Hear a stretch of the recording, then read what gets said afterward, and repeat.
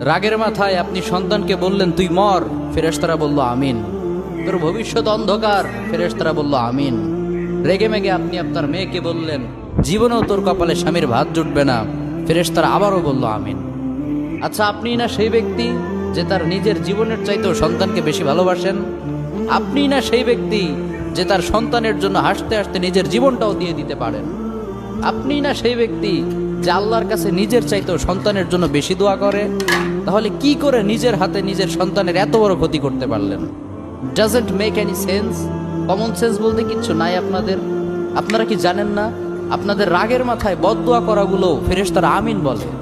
দাওয়াতুল ওয়ালিদ আলা ওয়ালাদি, বাবা মা তার সন্তানের জন্য যেই দোয়া করে সেটা ভালো হোক কিংবা বদদোয়া হোক, আল্লাহ সেটাই কবুল করে নেয়। এজন্য খবরদার, নেভার কার্স ইউর চিলড্রেন। রাগের মাথায় কখনো সন্তানকে অভিশাপ করবেন না। খুব বেশি রাগ উঠে গেলে তার